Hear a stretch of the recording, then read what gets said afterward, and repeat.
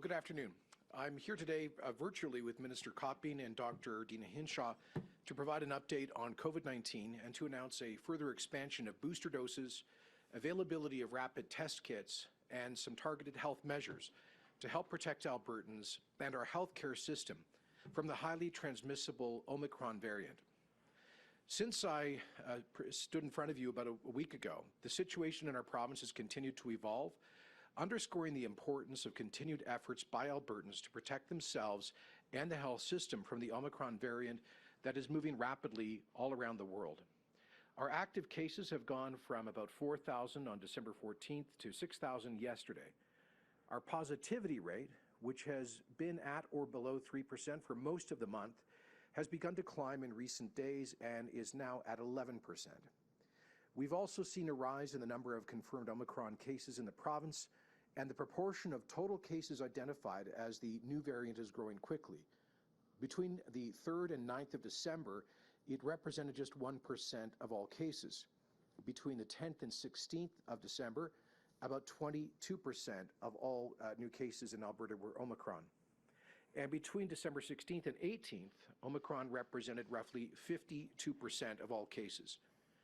Now, as I said last week, there are still many unknowns about this variant, and we continue to very closely study the emerging data around the world. But what we do know is that this variant is more transmissible than any previous strain of the COVID-19 virus. That is why we've already taken steps to protect Albertans, including expanding the eligibility of booster doses to all healthcare workers and everyone 50 years of age and older, as well as making more than 2.5 million rapid tests available for free across the province. Altogether, we've distributed since the beginning over 8.5 million rapid tests. But more must be done urgently to protect our healthcare system from the potential threat of Omicron. First, as announced this morning, we've opened up booster doses to anyone 18 years of age or older who had their second dose at least 5 months ago. Now, let me be clear. Getting a booster dose is the single most important thing that you can do. So if it's been at least 5 months since your last dose, book your booster right now. While we were originally aiming for the 6-month interval to provide longer-term protection, we are making the strategic decision to move up these doses to protect Albertans urgently, given the rapid spread of Omicron. This comes at the recommendation of our Chief Medical Officer of Health as evidence becomes available about the potential for reinfection in those who have had previous strains of COVID and breakthrough infections in those vaccinated with 1 or 2 doses. Whether you were previously infected with COVID-19 or you've had 0, 1, or 2 previous doses, we're urging every Albertan to get whatever vaccine they're eligible for as soon as they possibly can. This will help to keep you and those you love safe. It'll also help to protect our hospitals from being overstressed again. And we are going to move heaven and earth to get as many booster shots to Albertans as possible.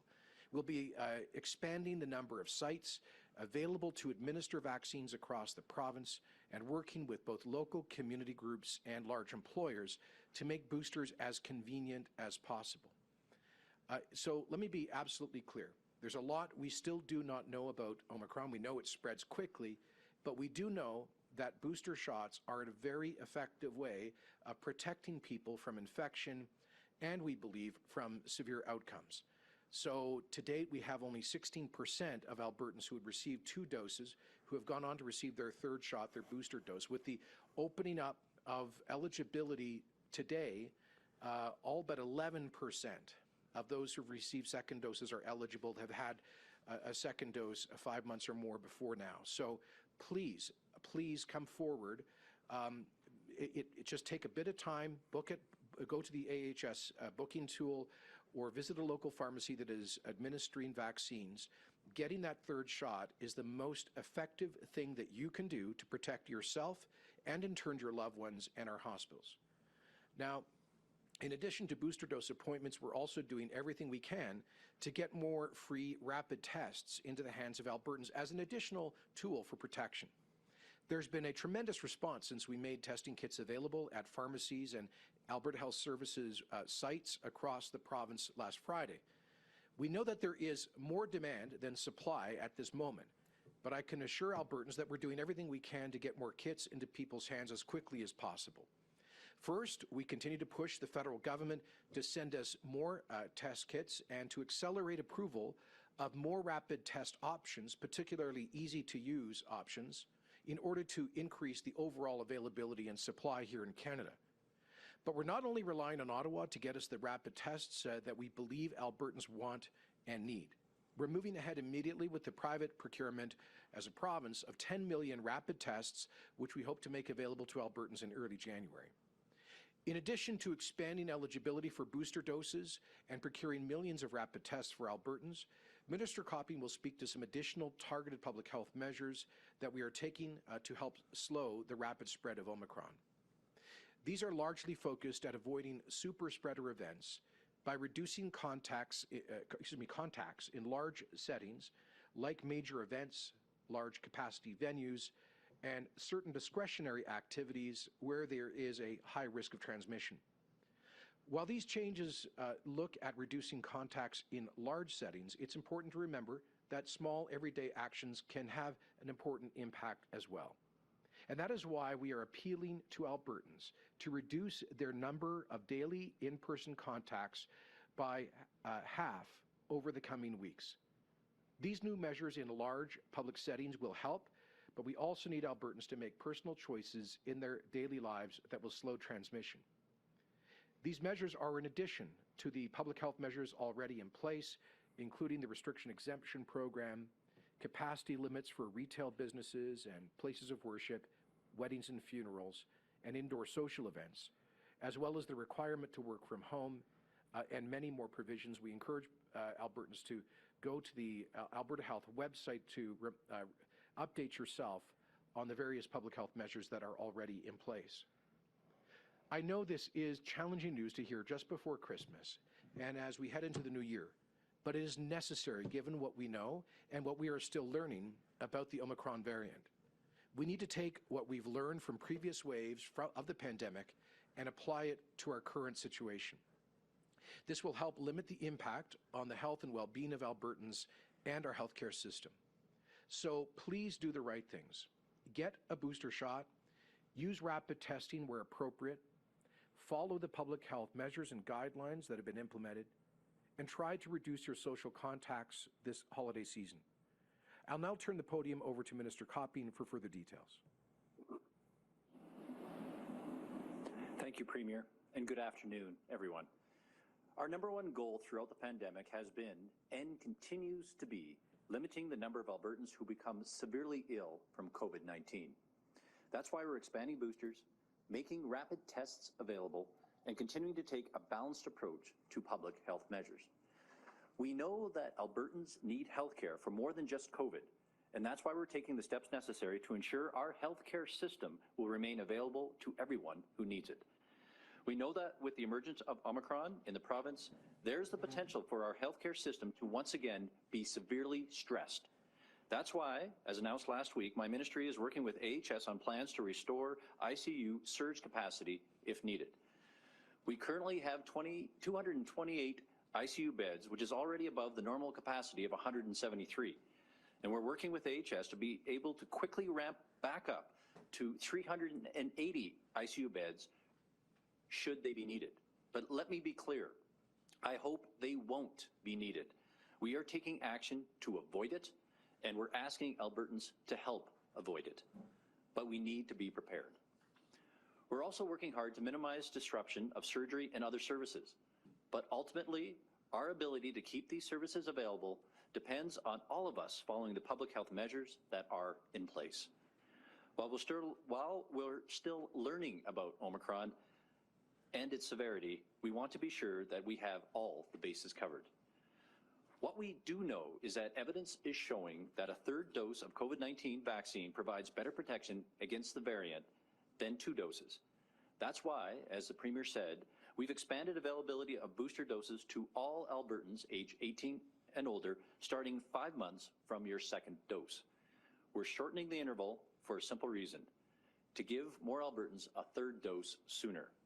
And with this new interval, about 3/4 of Albertans who've received 2 doses will be eligible for a booster dose by the end of December. And as of today, that works out to an additional 1.55 million people who can now get a 3rd dose. And the sooner that Albertans receive a 3rd dose, the better protected they will be against severe outcomes due to COVID-19, helping to prevent potential hospitalizations. They will also be protecting those around them, as a 3rd dose further reduces the chance of infection with Omicron. Albertans can book their booster with participating pharmacies and AHS facilities, either online at alberta.ca or by dialing 811. In addition, we're working hard to expand our rapid testing program, which provides an extra layer of protection. It will help identify more COVID cases sooner, particularly among people who don't have symptoms, so they can isolate and reduce the risk of spread, that they'll spread the virus to others. So if you have a positive result on a rapid test, you must isolate. And we ask that you book a PCR test through AHS right away to confirm the result. A reminder, if you have symptoms, you must isolate regardless. I'm pleased to report we've already made more than 500 rapid test kits available, each containing 5 tests, to Albertans over 700 pharmacies and AHS centers in 104 communities across the province. And I want to thank all Albertans who have taken the time to get a kit. I appreciate that some people are frustrated that some locations ran out of supply, but I'd like to say 2 things. First, there was a big rush at the very start because people are excited about the test, and that's a good thing. And second, and more importantly, more tests are on the way. The initial distribution was 2.5 million tests. 2 million are on their way out the door right now, and we have firm commitments on delivery of another 1 million tests later this month. And we've requested another 4 million plus tests. We continue to press the federal government for more supply, but we just can't leave it to Ottawa. We need more tests, and we need them sooner. So we're going to buy our own, as indicated by the Premier. We're looking at procuring up to 10 million rapid tests for delivery in January. That's 4 times the supply we distributed last week. So if you haven't picked up a kit yet and you want one, please visit alberta.ca/COVID rapid tests to find the location nearest you, as many locations still have supply available. Rapid tests can be used ahead of gatherings and events to help identify additional COVID-19 cases. Now, a negative test does not mean you're guaranteed not to have COVID, so please don't use a rapid test as a reason to take extra risk and continue to follow the rules. But they are a good tool. They give each of us a new way to help reduce the spread of COVID-19. They'll help because Albertans will use them the way that they're intended, the same way they've done the right thing overwhelmingly right from the start of the pandemic. Now, unfortunately, Omicron has made it necessary for us to make a few more changes to reduce contacts and slow the spread of the virus. Businesses participating in the restrictions exemption program have done an excellent job of following the rules and allowing vaccinated Albertans to continue accessing their services. However, due to the risk of breakthrough infections, we need to make some adjustments. Venues above 1,000-person capacity are now limited to 50% of this capacity. Venues with a capacity of between 500 and 1,000 are capped at 500. Consuming food and drinks is not permitted in seated audience situations in large venues or during intermission to ensure masks are continuing to be worn throughout. With the increased transmission risk of Omicron, it's important that the overall numbers of people mixing in venues be limited and that attendees remain masked at all times. As the Premier said, we need to avoid super spreader events. This change will apply, for example, to NHL games, as well as the World Junior Tournament set to begin on Boxing Day. Restaurant and bars participating in the REP are limited to 10 people per table, and no recreational activities such as dancing or billiards will be permitted. These changes will take effect at 12:01 a.m. Friday, December the 24th. We will also be requiring all businesses participating in the restrictions exemption program to cease alcohol service at 11 p.m. and close by 12:30 a.m. To be clear, those not participating in the REP are not permitted to offer indoor dining at any time. On top of these measures, we ask Albertans to take a close look at their plans and consider how they can reduce their interactions. While we will have many measures in place, such as gathering restrictions, maskings, and staying home while unwell, please consider limiting your social contact over the holidays by at least 50%. Look at going to one family dinner instead of two. And in alignment with the current work from home order, we strongly encourage workplaces to cancel any holiday social gatherings, even if they're in a venue that's participating in the REP. Before going out to any location, make sure you're following current masking guidance and wear a medical mask where possible. I know these changes to the REP can be challenging for all of us, particularly businesses who have been asked time and time again to help protect their communities. And I know all of these measures bear an extra weight during the holiday season when we want to gather with family and friends.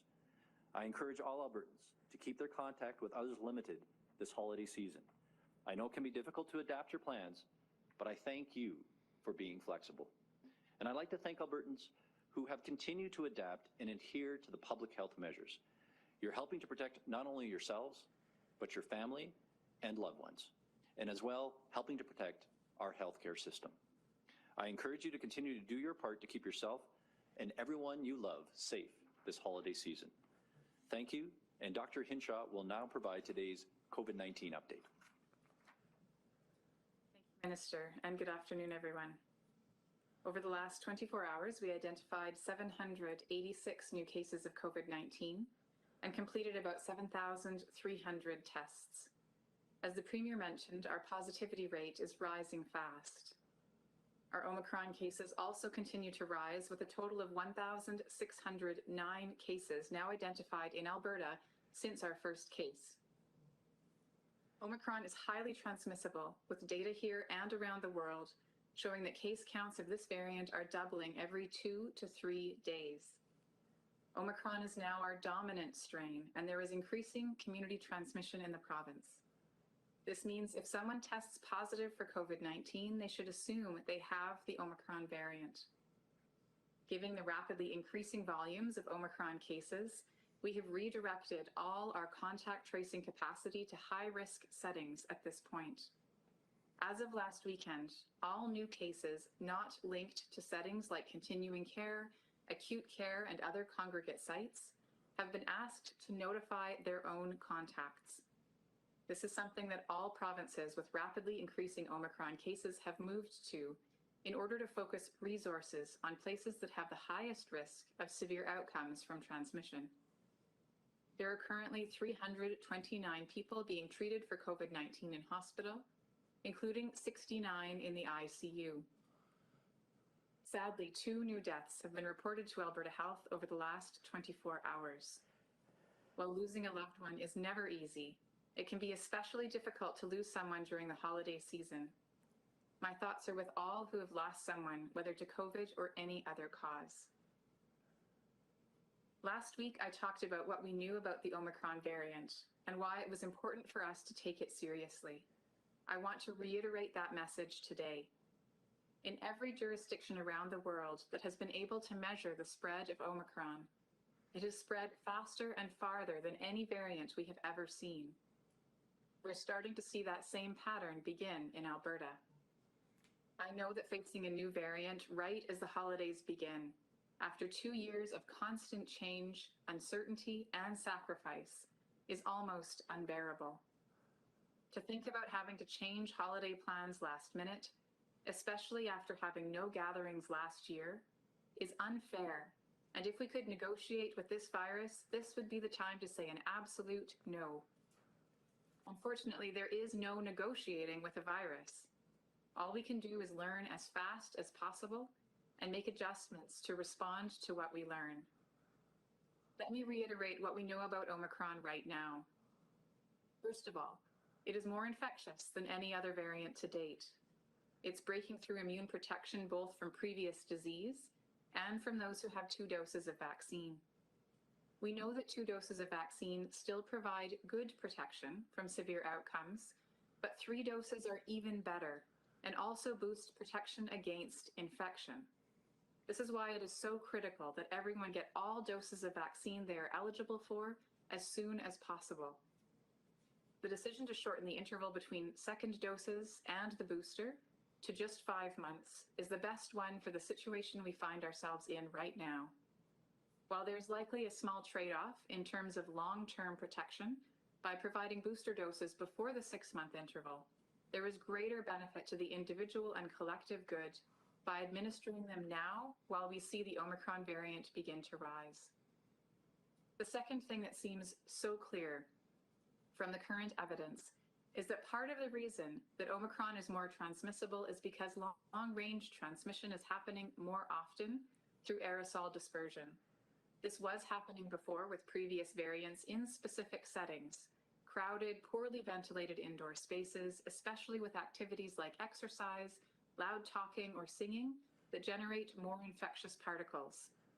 However, with Omicron, this is being amplified.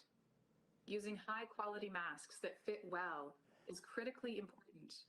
Our masking guidance was updated recently, and the summary is that those with risk factors for severe outcomes are strongly recommended to wear medical masks whenever they're in settings with those outside their own household. Using N95 masks is also an option.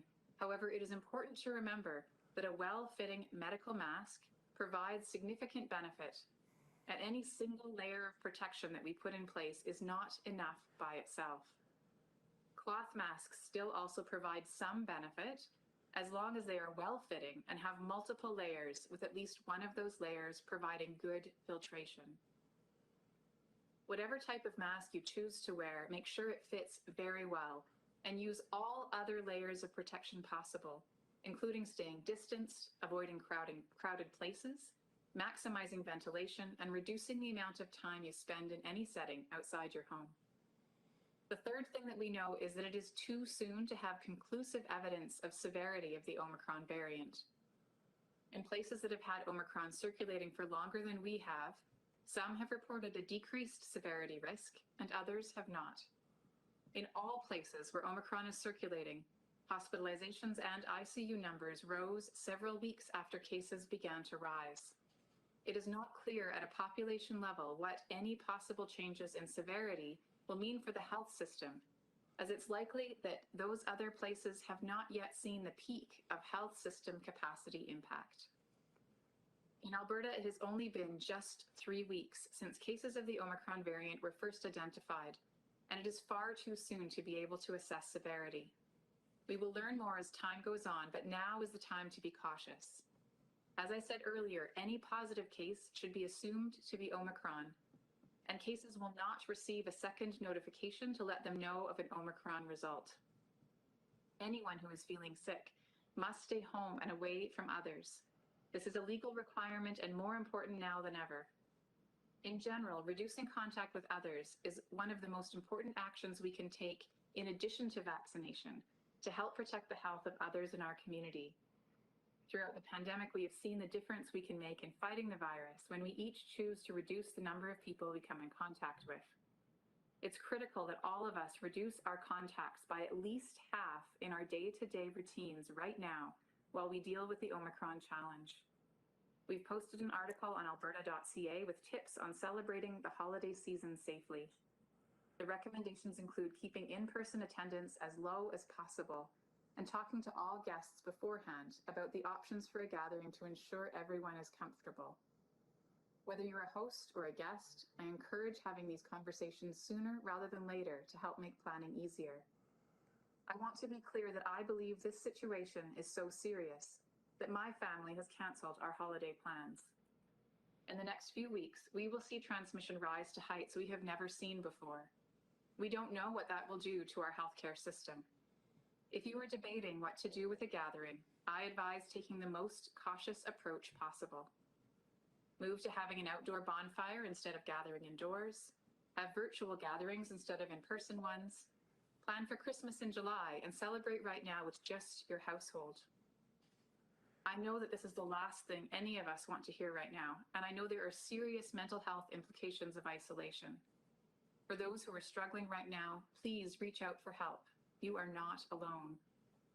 In some cases, it will be important to gather in person to support those who are struggling, and we all need to factor that into our decisions. The bottom line, though, is that we are facing a significant and unknown threat. The next few weeks will be critical in determining what the new year will look like Please reduce your in-person contacts. Find other ways to connect with and support those you care about. Make choices about activities thinking about the impact on those around you. And please do as much as possible to limit the opportunities COVID-19 and the Omicron variant have to spread in our communities. Thank you, and we're happy to take questions. Thank you. That concludes the speaking portion. We'll now move to the media Q&A. There's quite a few of you in the queue, so I ask that you just keep your questions fairly tight. We do have one on the floor in Calgary, so we'll start there and then we'll move to the phones. It's Tyson Fleur with CTV here in Calgary. Minister Copping, this one is for you, and sorry, this is not in regards to Omicron, but Calgary Police told us today that they responded to an incident here in downtown Calgary just over the weekend. They had to transport a critically injured patient to hospital in the back of a cop car. EMS was about 30 minutes out. Why is this happening? Should this be happening? And what are you doing to fix response times? Yeah. Thanks for the question.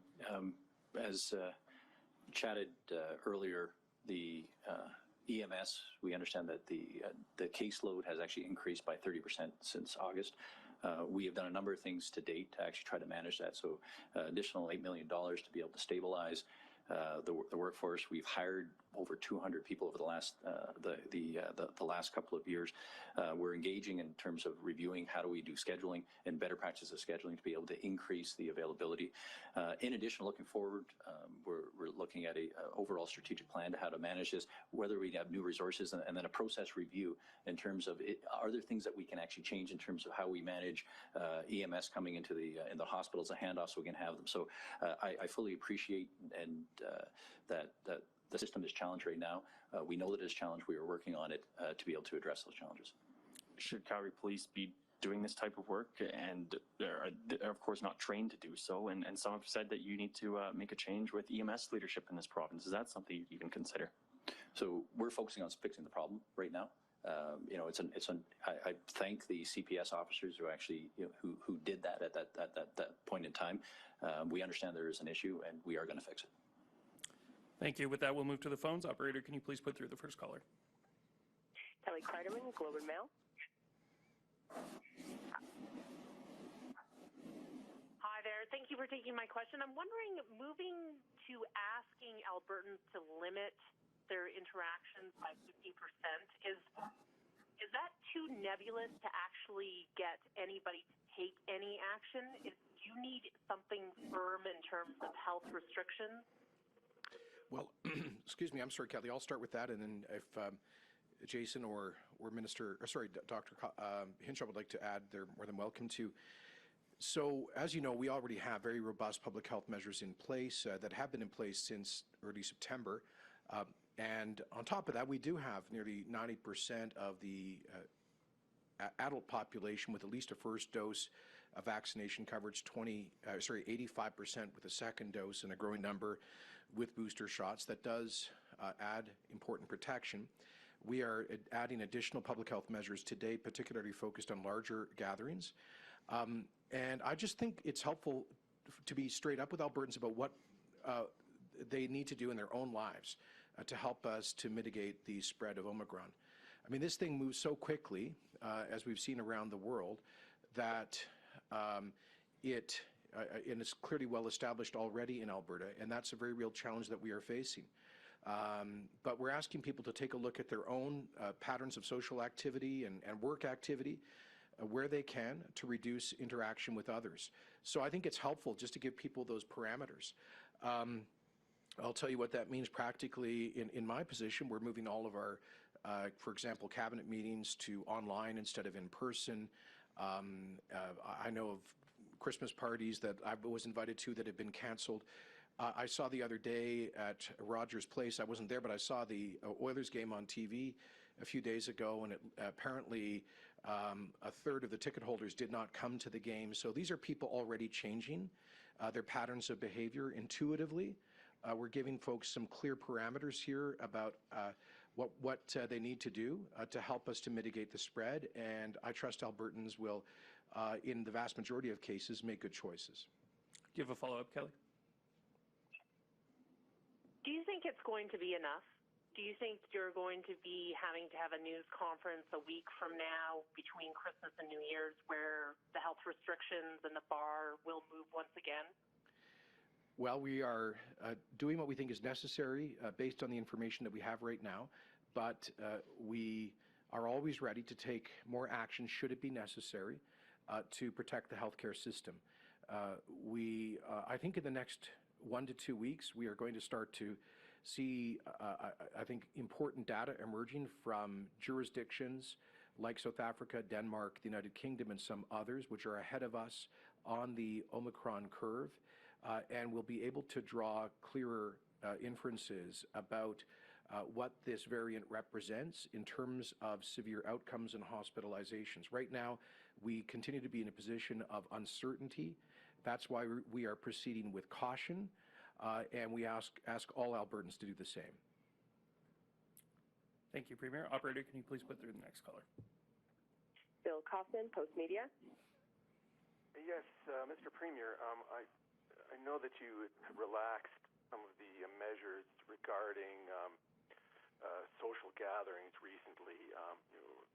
One of them was doing away with the vaccination requirement. Do you think that was premature, given what's happening now? No, and I would point out that where we are at in terms of our restriction for indoor social gathering is broadly similar to the rest of the country.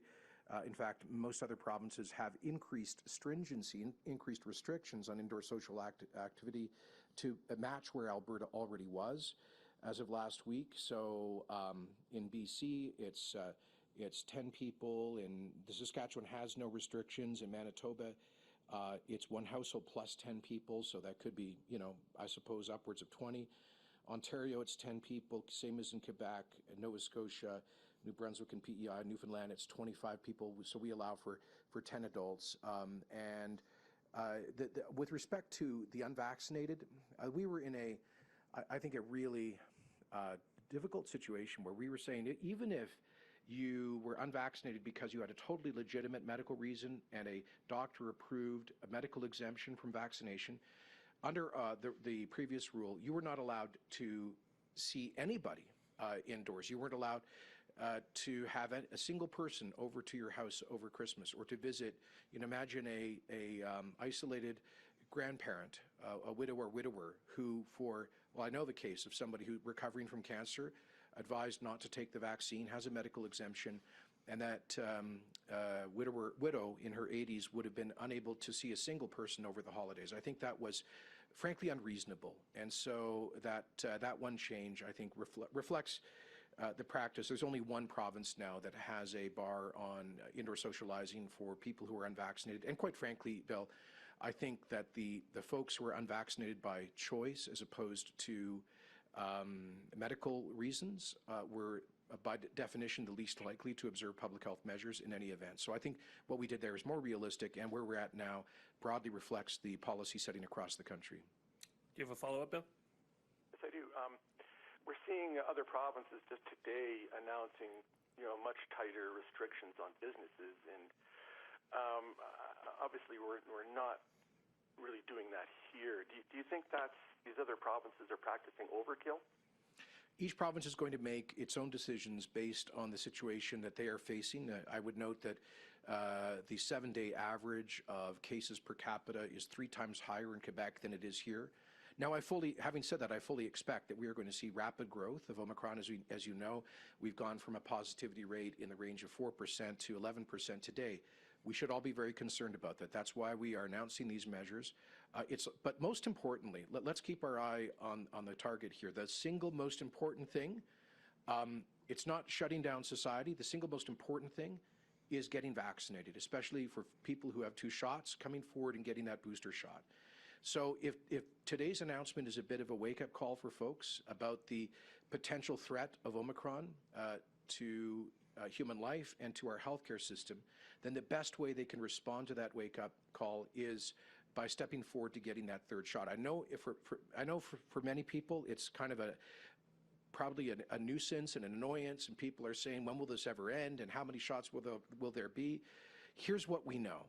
We know that 2 shots of Pfizer, we don't yet have the data on Moderna, but 2 shots of Pfizer is much less effective than 3 shots when it comes to preventing infection from Omicron. We don't yet know how, on a widespread population basis, infection can be, it can pose a threat to the healthcare system. So please, please step up, get that booster shot, and you'll give yourself the best protection you can have to weather the storm of whatever's coming at us. Thank you. Operator, can you please put through the next caller?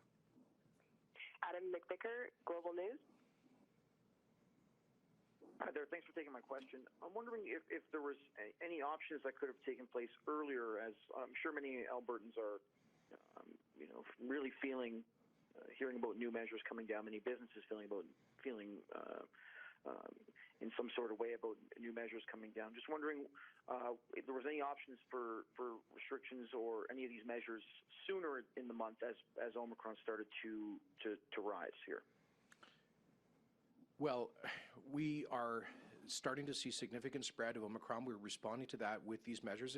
But I would remind you that, and we had stricter measures than the rest of Canada already in place through all of December, November, and October as a legacy of our response to the Delta 4th wave. So we already had more stringent public health measures in place. And that 4th wave happened in large part because we in Saskatchewan were under-vaccinated compared to the rest of Canada. The good news there is we have largely caught up. We're now, instead of like 10 points behind the Canadian average vaccination rate, we're only a couple of points behind. So we've made up a lot of ground. Now we need to move forward on the booster shots. That's the single biggest message I want to convey here today, the importance of those booster shots.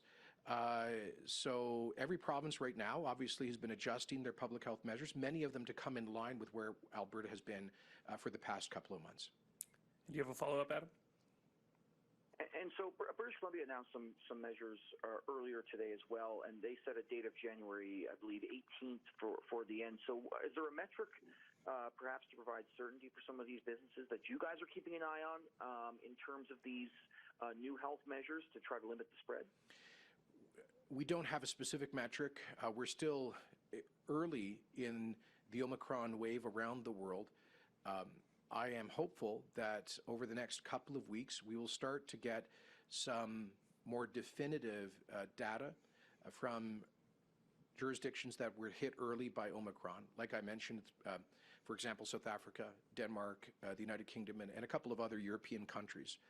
And we should have a much clearer picture by the first week of January about what kind of threat Omicron poses to the population and to the healthcare system.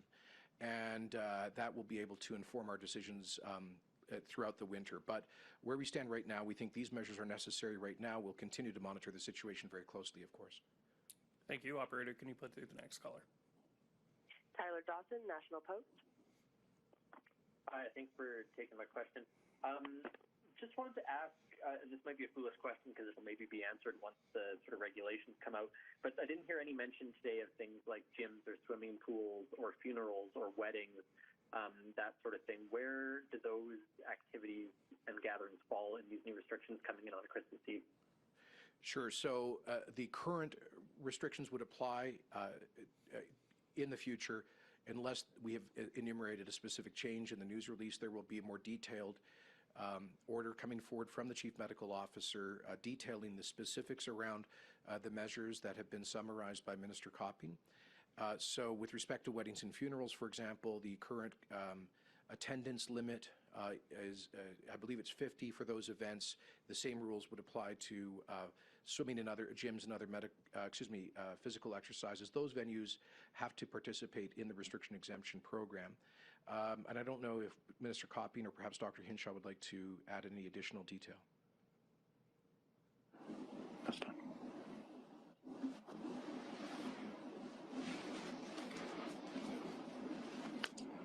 That covers it, Premier.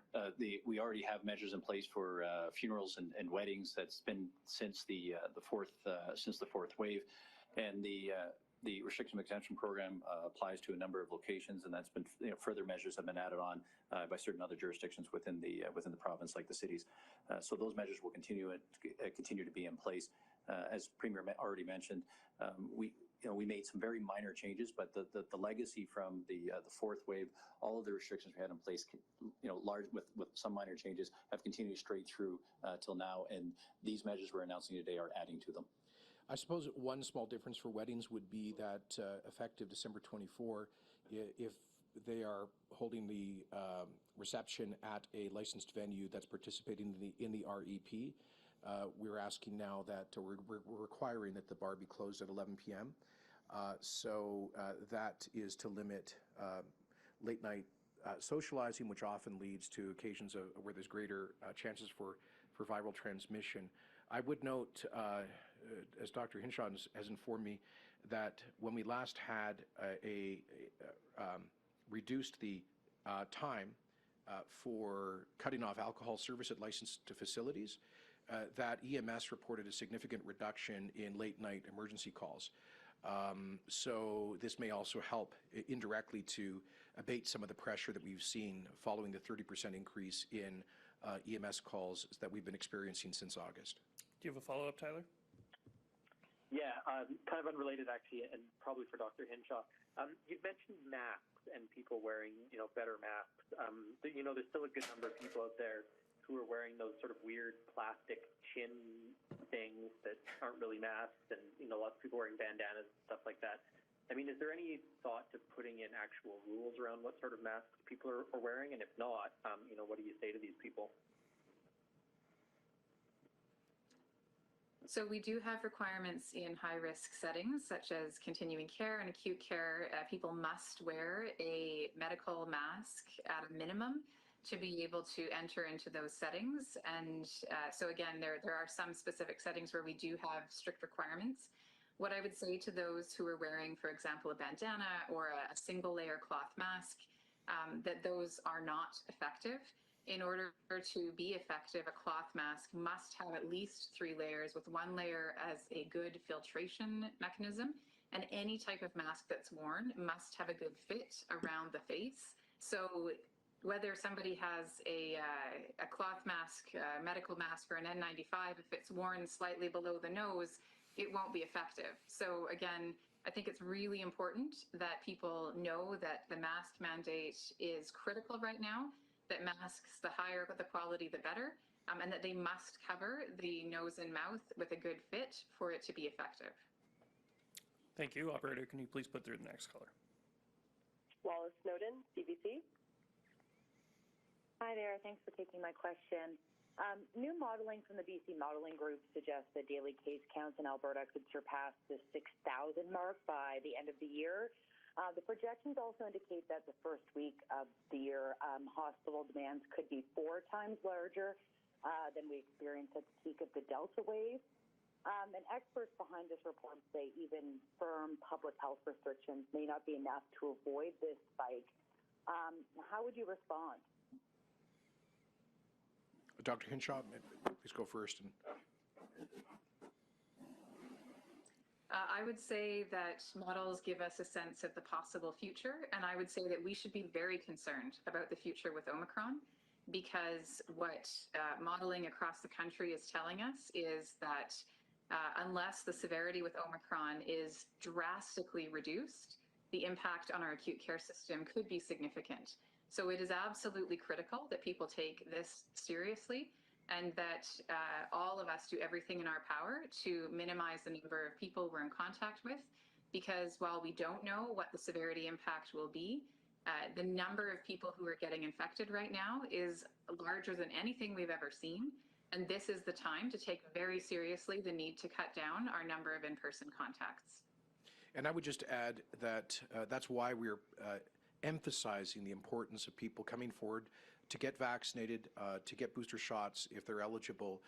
That's the single most effective thing they can do to protect themselves, because clearly with the contagiousness of this variant, it is going to touch a huge number of people, not just here, but right around the world. And there is a tool that we have at our disposal to help protect us and, in turn, the healthcare system. My understanding is that the early data would suggest that a third Pfizer dose, a booster shot from Pfizer, helps to reduce the chance of infection by something like 75%. And so and what we may be seeing in other jurisdictions that are reporting relatively mild outcomes may have nothing to do intrinsically with the variant, but rather with the higher levels of population protection through either vaccination or prior infections. So get yourself protected, get that third shot. That's the most powerful thing people can do as an individual choice to protect themselves from this variant. Do you have a follow-up, Wallace? Sure. I mean, I know there's lots of variables, of course, but how does Alberta's own modeling align with these projections? Is there any sense right now of when we will reach the peak of this?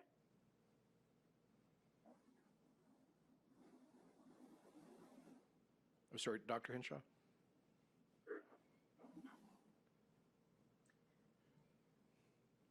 Alberta's modeling is in line with the modeling that's been done in other jurisdictions. We've looked at the Ontario models, the BC models, and essentially, because what we don't know is the severity right now, what the range is really looking at possible futures. So what could the future look like at different levels of severity? But it's very clear that Omicron will be a variant that spreads faster and farther than anything we've seen before. And it's also clear that we would need to have a drastically reduced severity in order to not have a significant impact on the acute care system. So I want to reiterate, now is the time to take this seriously and take action. And that it's very, very important to recognize that just because there's uncertainty, and again, that there could be some mild reduction in severity, this uncertainty actually should make us be more cautious right now.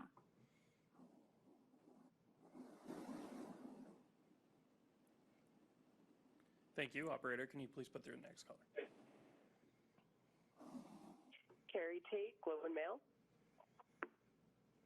Hi, thanks for taking my question. I'm wondering if there's any consideration to changing the isolation and quarantine protocols around healthcare workers. Well, I'll invite Minister Copping to respond, because yes, we have asked AHS to look at that, because that could have a very significant impact on health capacity. I know that's an issue that jurisdictions around the world are looking at. Jason, would you like to comment further on the work being done? Yeah, the work is ongoing. AHS is actually taking a look at what their protocols are going to be as they get a better understanding of what Omicron is, and then how long they would have to self-isolate and what the potential impacts could be on the healthcare system. And Carrie, do you have a follow-up? Yes, thank you. My second question is, in previous waves, you had asked Albertans to exercise personal responsibility before, and it really just didn't work. Why do you think it will work this time? Well, actually, Carrie, I'm not sure I agree with you, because if you go back and look at the various waves in Alberta, you'll see that very typically, in retrospect, we hit the peak of infections prior to the most stringent measures being put in place. So what we've seen, I think, here and around the world is that it's widespread changes in people's behavior which has the greatest impact. Public health measures can help very much. They provide the parameters, they're the speed limit, if you will, that give parameters for people's conduct. But ultimately, as I've said many times, in a free society of 4.5 million people, where we do not and will not have a police officer on every street corner, we're going to depend on the good sense of people. I'll share with you again the example of the Oilers game at Rogers Place the other night. Apparently, 1/3 of the tickets they had sold were left unused. That was several days before this call for people to reduce social interaction. So that's something like several thousand people anyway who chose to stay at home that night. I've seen many anecdotal examples of that. And so, again, we could have the most stringent measures possible on paper, but if there isn't widespread population buy-in, the measures are not terribly effective. That's why we're giving people a very clear recommendation and a kind of urgent call to reduce the number of people they come into contact with by about half. Thank you. Operator, can you please put through the next caller? Chris Vargo, Calgary Herald. Hi, Dr. Hinshaw. Thousands of Albertans are going to be heading to the airport in the next couple of weeks to go and visit family and friends. What is your recommendation for people who were planning to fly over the holiday period, given the Omicron virus?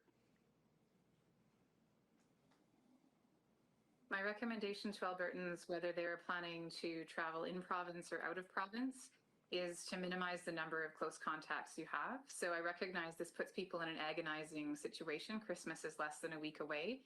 And obviously, they're going to need to make the decision that's best for them. Again, I want to reiterate that the mental health toll this has is excruciating, and that there may be circumstances where that is the right thing to do, is to meet in person with people. At the same time, Omicron is spreading across the country, and the more people we're in contact with, whether that's by moving through airports, whether it's by being in settings in other provinces, or quite frankly in traveling across our province, not flying, the more chances there are to be exposed or to potentially expose others. So I think that's really important to take into consideration. And the final piece is to make sure that if you are traveling to another province, you know what the requirements are in those provinces. There are changing rules because the situation is changing so rapidly. So please make sure that you know exactly what the requirements are and follow the public health measures in whatever location you are in. Do you have a follow-up, Chris? Yeah, just for the Premier. Premier, are you still concerned with the federal travel advisory, which came out last week advising Canadians to avoid non-essential travel, just given the rapid rise in the Omicron cases in the past week in the country?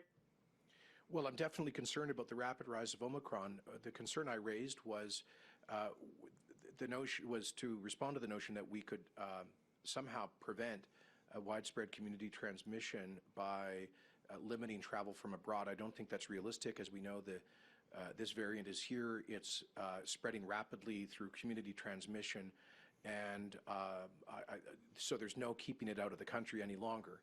I do think that people, as I totally agree with Dr. Hinshaw, that you know, if you stay at home here in Alberta, but you go out every night with dozens of people to party it up, you're at much greater risk of transmission than if you simply make the decision, say, to travel somewhere to visit an elderly relative and absolutely minimize your social contact. So I think it means the context of the purpose of travel and how careful you are matters more than travel itself.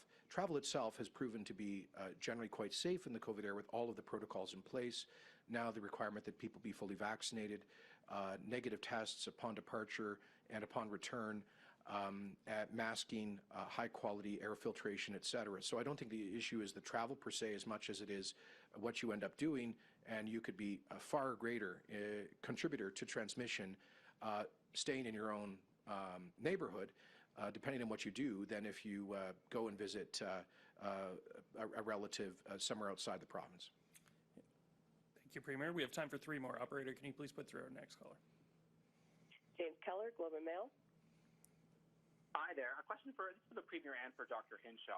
I'm just wondering, in terms of the messaging today, we've got a situation where it's we could see the record-breaking COVID infections. If it's not less severe, as some people are hoping, we'll almost certainly see record-setting ICU admissions, which would, overwhelm the healthcare system if we were days away in a 4th wave. So I'm just wondering, how do people square that with an announcement today where the measures are, more mild than we've seen in kind of any of the previous waves in terms of, when we hit the point where we needed to turn the ship around? I mean, certainly more mild than the 3rd and 4th wave. So how do you square those two realities? Well, I'm hoping that the Premier and Dr. Hinshaw can answer. James, you're just mistaken about that. What we've done is to add to the measures that we brought in September. So you take the stringency of the measures, which helped with the efforts of Albertans to get the 4th wave under control, and we've added significant additional measures here. But the single most important thing is that people step up and get the booster shot. I appreciate your concern, I truly do. But I believe that the greater concern is that only 16% of eligible Albertans have got their booster shot. So we know this thing is spreading fast. It will continue to spread fast. We know the single most powerful protection against infection and severe outcome is to get that 3rd shot. If you're asking about Where we may have the greatest vulnerability, I think it's in the relatively low uptake so far of booster shots. So that is what we are emphasizing. We are going to, as I say, move heaven and earth to make these as convenient as possible for people. This variant is going to move quickly through the population.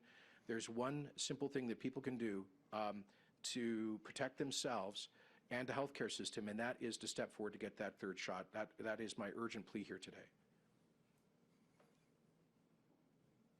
Dr. Hinshaw, do you have anything to add? I would just reiterate that it is so critical to take this seriously right now. This is the time that we have to make a difference, and we must take Omicron seriously as a critical threat. I know that many people are very tired, and we would be tempted perhaps to see this as something that isn't posing a significant risk to our communities and our healthcare system. And I can't overstate the fact that we must take this seriously right now. Thank you, Doctor. James, do you have a follow-up? Yeah, a question for Dr. Hinshaw. During the fourth wave, the ICU admissions were quite high, and I think we heard the Premier say we were days away from implementing the triage protocol. Given what you've described, where we're going to see record for infections far and above what we've seen before, and if this thing isn't more mild, in a dramatic fashion, is there any way, just given our trajectory, that we won't hit that triage protocol? We can't tell for sure what the future holds. I would say, though, that if we aren't able to alter the slope of the growth, and the only way to alter the trajectory of the growth is to, again, minimize the number of contacts that every one of us has in our daily lives, that the risk is that we do exceed that threshold. We don't know yet. We're watching to see what happens in other countries and other provinces. We don't know yet what that severity is. So it's impossible to say with certainty what that will look like. But what I believe is critical right now is that we take Omicron very seriously, that we see this as a significant threat, and that we collectively respond to it as such. Thank you, Dr. Hinshaw. Operator, can you please put through our second last caller? Adam Toy, Global. Yeah, thanks for taking my question. Just wondering, a question for Dr. Hinshaw, wondering if we are aware of any of the early Omicron cases, if they have translated into hospitalizations yet.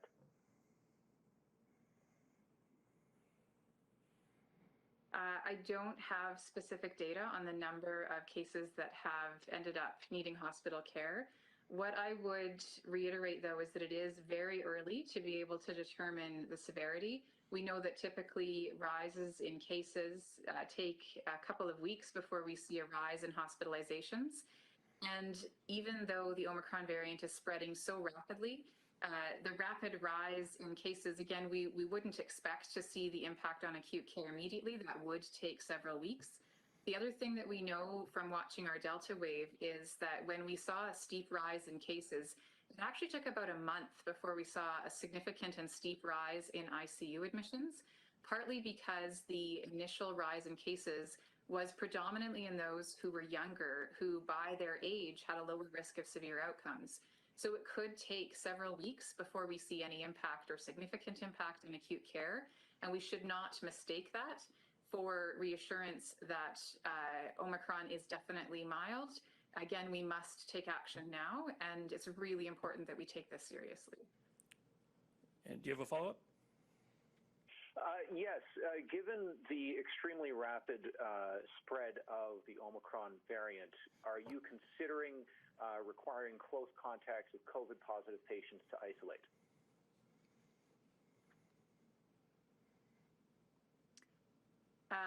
The rapid rise of Omicron in all jurisdictions in this country has meant that we need to shift away from single case isolation protocols. So I would say that if someone knows they're a close contact of a COVID case, that they should exercise significant caution in the 2 weeks following their last exposure. We will not legally mandate quarantine. We will not be doing close contact notification, as I mentioned in my remarks. Like most other Canadian provinces, In fact, those that have had the significant spike in Omicron cases, we must direct our case investigation and contact tracing resources to where the risk is highest. So again, this is something that is common to all provinces, that people need to, first of all, limit their close contacts on a regular basis, because the way that Omicron is spreading, it's just not possible to be able to track every particular transmission episode. So it's important to first of all take caution in every activity that's done. And second, if somebody has any symptoms, it's critical that they stay home and away from others. And third, if someone knows they're a close contact of a case, we know that the incubation period seems to be shorter on average. So even within a day or two of having been exposed, that person could potentially be infectious to others. And it's critical that they, again, consider taking precautions, staying home wherever possible, because ultimately, again, if we don't take Omicron seriously right now, our window of opportunity will close. Thank you, Dr. Hinshaw. Operator, can you please put through our final caller? Adrienne Williams, CBC French. Hi, my question is for Premier Kenney in French, please, but I'll ask my question in English so that everybody can understand. My question is, why not put in place or announce measures similar to those that have been implemented in or announced in other provinces like Quebec and Ontario that are much more strict? And so what's the government strategy with that? Tout d'abord, nous avons en place les mesures rigoureuses depuis le début de septembre, le plus rigoureux au Canada jusqu'à cette semaine. Nous ajoutons les mesures importantes, mais le truc le plus important est pour les gens d'obtenir une troisième vaccination, parce que ça, c'est la meilleure façon de se protéger. Alors, c'est la raison pour laquelle aujourd'hui, nous élargissons les critères pour obtenir une troisième vaccination pour tout le monde de 18 ans plus s'ils ont reçu leur deuxième dose il y a 5 mois. Mais comme j'ai dit, le truc important avec l'épanouissement rapide de cette variante est pour les gens de limiter leur propre interaction avec les autres. Et en bout de ligne, c'est pour les Albertains de décider de le faire. Et nous avons ajouté les mesures importantes aujourd'hui. Si c'est nécessaire, dans les jours ou semaines à venir, que le gouvernement prend les autres mesures, nous le ferons. Do you have a follow-up? I think that answered my question. Thank you. Awesome. Thank you, everyone. That concludes the event.